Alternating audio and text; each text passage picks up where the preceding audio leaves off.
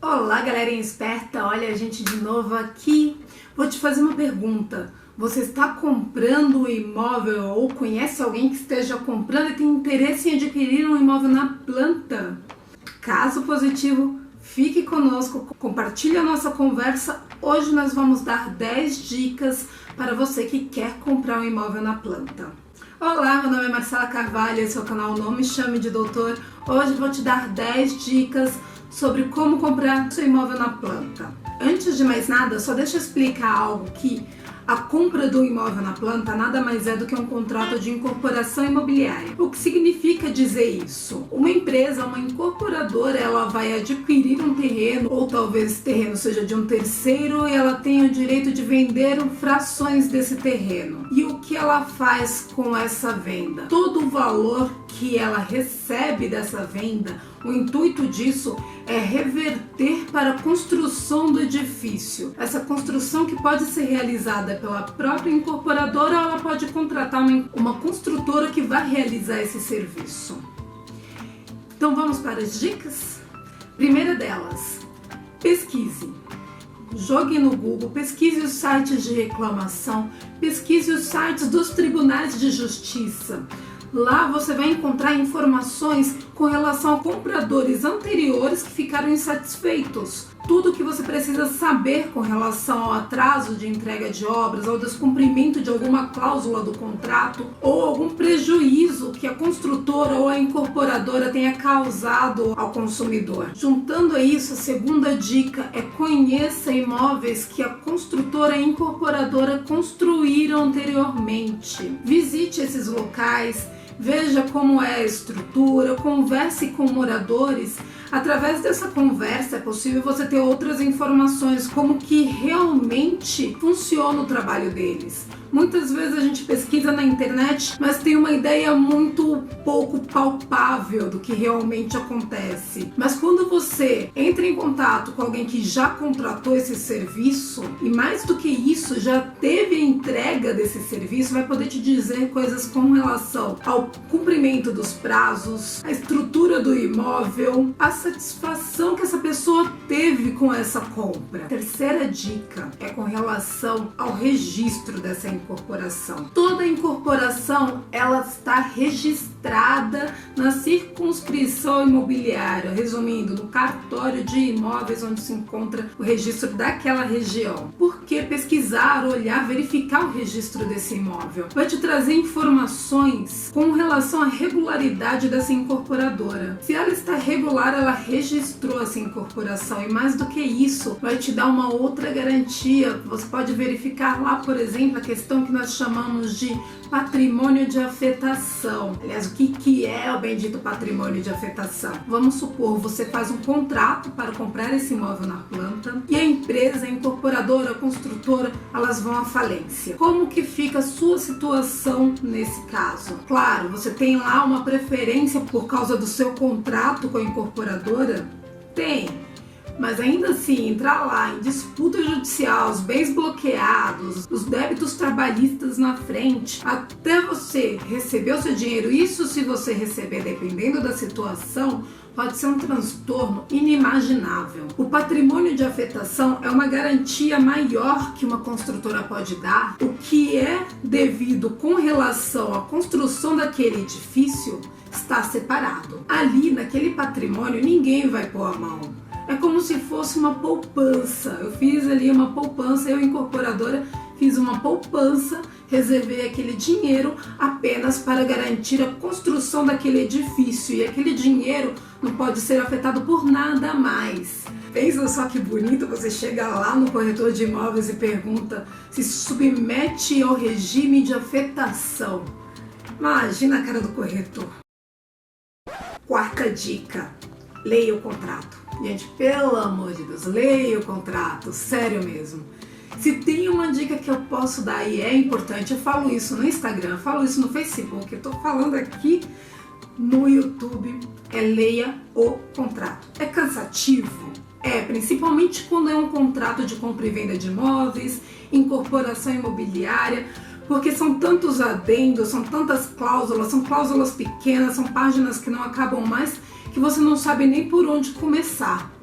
Se estiver com dificuldade, contrate alguém que faça isso, porque muita gente é surpreendida, é prejudicada financeiramente. Não digo nem prejudicado, porque são questões que constam no contrato e no momento oportuno ela não pode negociar porque ela não leu a cláusula no momento certo, e isso mais à frente surpreende o contratante. Então, para evitar surpresas no futuro, leia o contrato. Todas as folhas, as letras miudinhas, pega a sua lupinha ali, analise com calma e, se estiver com dificuldade, procure um profissional da sua confiança. A quinta dica, ainda na questão do contrato, há cláusulas que precisam ser analisadas à parte. Primeira delas, a data da entrega do imóvel, a data do cumprimento do contrato.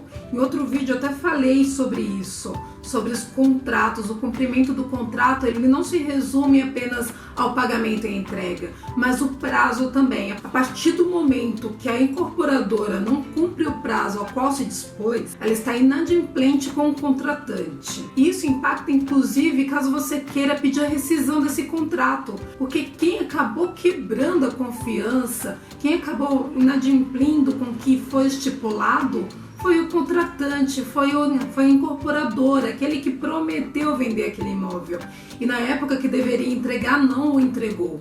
Sexta dica, ainda dentro do contrato, analise as cláusulas que estipulam penalidades. Penalidades que eu digo para ambas as partes, não só para você, consumidor.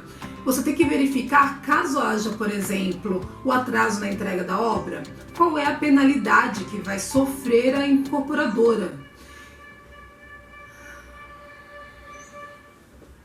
Multas. Se você quiser desistir desse contrato, rescindir o contrato, qual é a multa que está estipulada?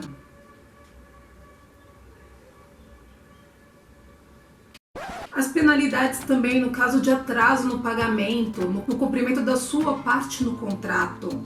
Tudo isso você tem que ter em mente. Muitas vezes as pessoas precisam, por motivos extraordinários e ilimitados, desistir de um contrato e não tem ideia do quanto é que vai pagar de multa após isso. Então é muito importante sempre analisar esses pontos dentro do contrato. A minha sétima dica é quanto ao financiamento.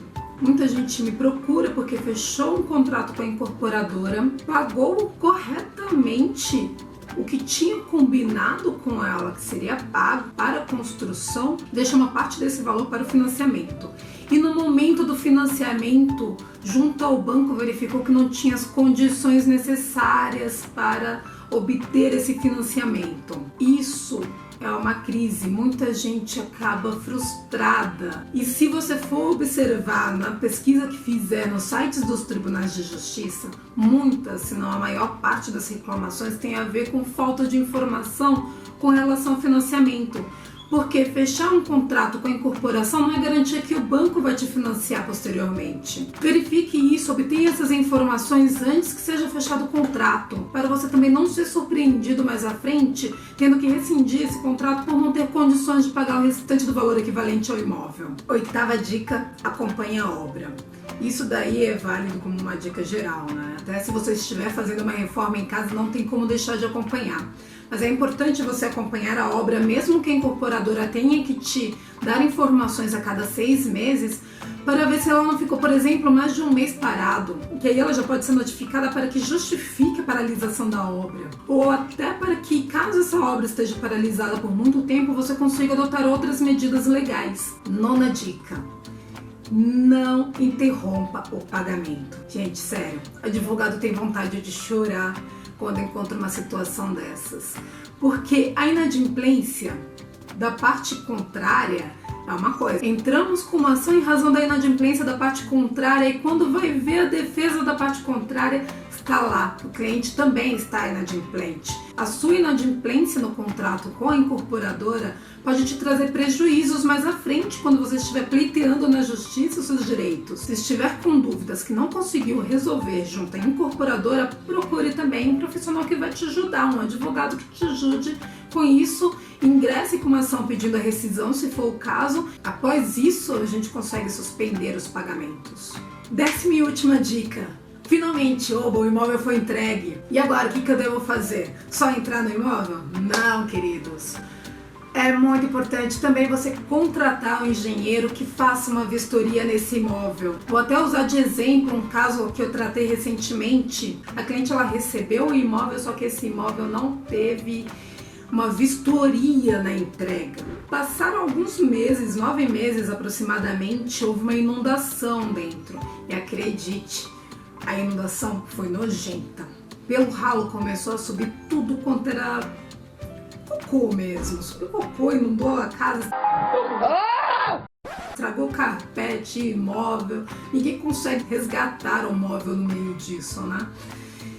E após isso, ela entrou em contato com o condomínio, falou com a incorporadora, falou com a construtora, relatou a situação dela. Eles foram lá, fizeram a higienização, ressarciram a perda que ela teve dos móveis e para ela ficou tudo ok. Só que depois disso, o imóvel dela ainda inundou umas 2, 3 vezes. E o que aconteceu? Nós entramos em contato com a incorporadora, que alegou que com relação à construção está tudo ok, não há motivos para inundar. Entramos em contato com a construtora, que também certificou que estava tudo certo com a construção. Entramos em contato com o condomínio e o condomínio disse que não era responsabilidade deles, mas que iriam acionar o seguro. O seguro enviou um vistoriador e esse vistoriador constatou que essas inundações estavam ocorrendo por restos de obras que tinham entrado dentro da tubulação do condomínio. E nessa brincadeira o condomínio dizia que esses restos de obra eram responsabilidade da construtora. A construtora dizia que o condomínio agiu errado, já que não fez a devida limpeza nas tubulações conforme os manuais. A incorporadora apenas alegou que esses restos de obra, na verdade, eram responsabilidade dos outros condôminos que estavam fazendo reformas no apartamento, não estavam descartando corretamente o lixo. E no fim das contas nós conseguimos chegar a um acordo, mas se você parar para analisar, todo esse problema podia ter sido resolvido caso a cliente tivesse contratado inicialmente um engenheiro para fazer a análise do apartamento quando foi entregue e poder dizer a ela se tinha algum outro problema. Às vezes é uma questão de pagar os honorários do engenheiro, o valor não chega nem perto do prejuízo que a pessoa possa ter se não houver a documentação das condições desse imóvel quando ela recebeu. Por hoje era só o que tinha para falar. Compartilhem esse vídeo. Espero que tenham curtido. Se conhecerem alguém que esteja passando por uma dessas situações e precisa também ter acesso a esse conhecimento, não deixem de enviar esse vídeo para eles. Deixe aqui embaixo comentários, dando dicas e ideias para próximos vídeos, falando o que vocês acharam, o que vocês já passaram também. Não deixe também de se inscrever no canal e assinar o sininho aqui para receber as futuras notificações. Beijos, até a próxima!